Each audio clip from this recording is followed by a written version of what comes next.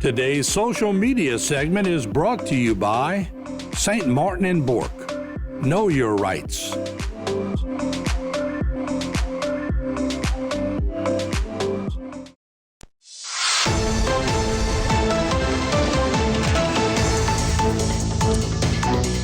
Everybody, welcome back to By Time. Harry McCullough here. It's time to check in with some Terrebonne Parish Sheriff activity.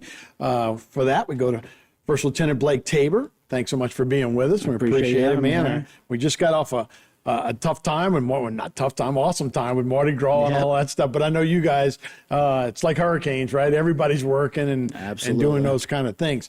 But life goes on, right? And people don't stop. So we're starting with a pretty serious crime that was a real problem a couple of years ago in the New Orleans area. It was carjacking, and one that found its way here. Absolutely. So, had this actually been a carjacking, it would have been a heightened thing for us, and it turns out that this one is one where a local resident was lying about what happened, which got him in some serious trouble, as we'll find out. So on February 27th, we had a male suspect by the name of Kaysen Boudreaux, who was 22 years of age.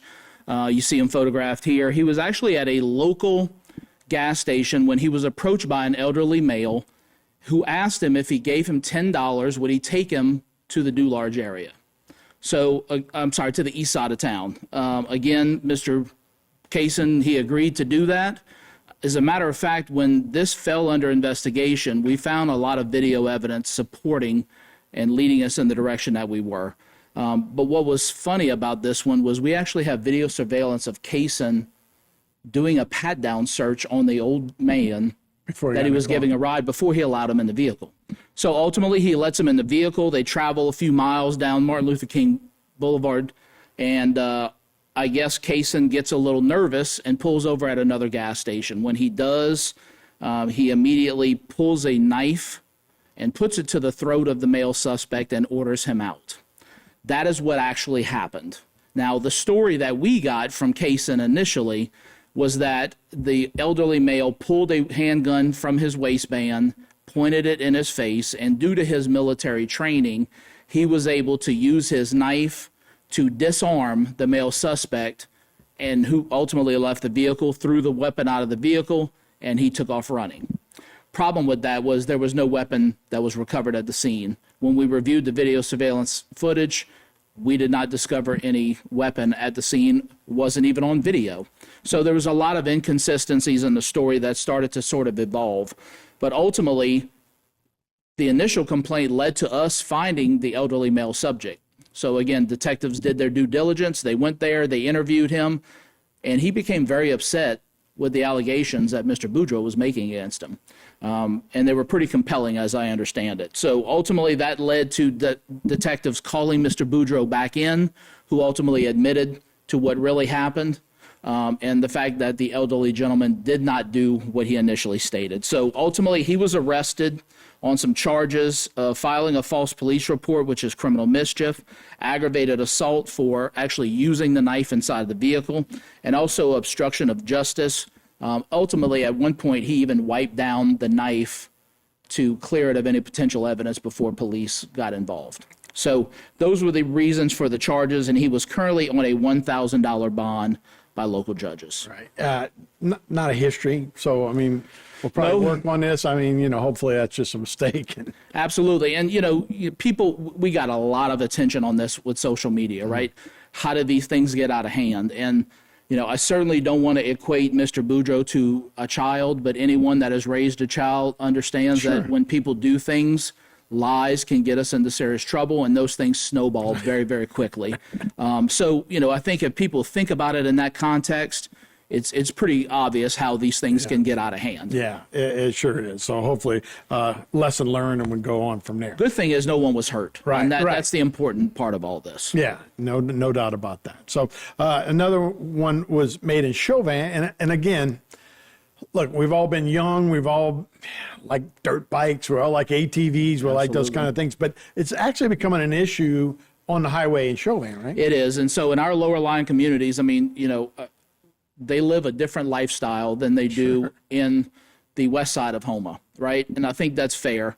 But there's a lot of dirt bikes and a lot of ATVs that are being used, but they become very driven very erratically. They're noisy, so they keep in a lot of good residents up, and it just becomes very dangerous. They're not meant to drive on the roadway. So, again, a part of our Sheriff's Office Criminal Patrol Division was actively patrolling the Chauvin area, where they observed a male suspect on a dirt bike. They pulled into the middle of the roadway, initiated their lights and sirens, trying to stop that male suspect. He took off at a very high rate of speed, speeding by the driver of our particular unit as he was stepping out, almost striking the deputy as he stepped out of the car. Ultimately, he fled to an area on Pine Street, which, again, our deputies quickly gave chase. Once they were on Pine Street, they could hear that the motor was turned off.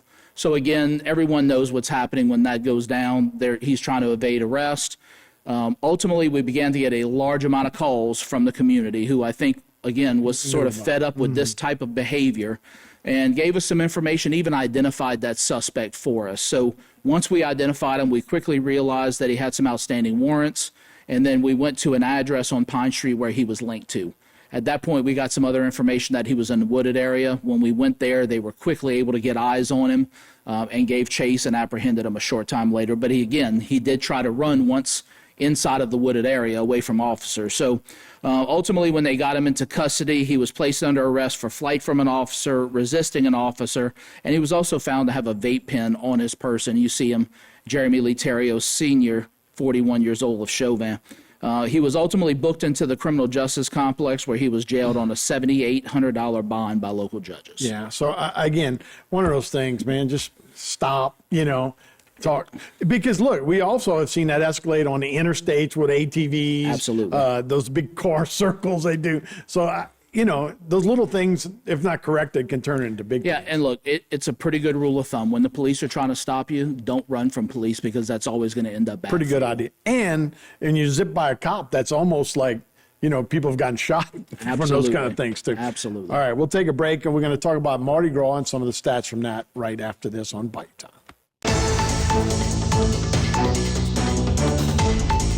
Today's social media segment is brought to you by Terrebonne General Health System. Your health is our legacy. Rouse's, you're either local or you're not. Buick, the craft of modern luxury. St. Martin and Bourke, know your rights.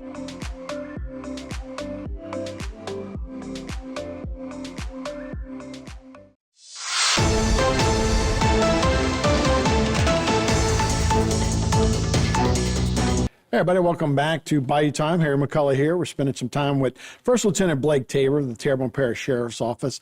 We'll move over to Mardi Gras, and it seemed like by all accounts, we had some rain for, I guess, the ladies' parade, the Hyacintians, but for the most part, it seemed like a pretty successful Mardi Gras. Did you guys feel the same way? Absolutely. Look, I mean, I really think that all in all, it was a really good Mardi Gras season. The weather was on our side, pending one parade. We really stayed on top of things. Couple situations that could have quickly got out of hand. Thank God they didn't. It could have made things very bad for a lot of people. But all in all, a really good time and very safe overall Mardi Gras. Yeah. You sense that, our community's been through so much, and we talk about that. It's now been a couple of years. But is it different? Do you feel a different vibe now as far as, hey, we could have had these problems, but it kind of settled down, that people are kind of getting along a little better, or no? Yeah, I mean, I think what's happening is, and again, this is just my opinion, but I really think that we're starting to see some strides between the relationship of law enforcement and our community members, right? I think people as a whole have already had a great amount of respect for us here locally. Those things tend to waver when we're on the national scene, not necessarily our agency, but just climate when it comes to law enforcement nationally, but those things don't seem to have a dramatic impact here in our place where we live, here in Terrebonne Parish. But, I think with all of the community resources that we're using with the sheriff, and how likable of a person, I mean, people love him. Yeah. They really do love him. We joked about it, but, people actually have pictures of him on their wall next to Jesus Christ on their wall, and it sounds funny, but it just goes to show you how how big of an impact he makes Right. in people's lives. From being a regular dude and a stand-up guy, an honest guy. And just a honest, good-hearted person, and you see that.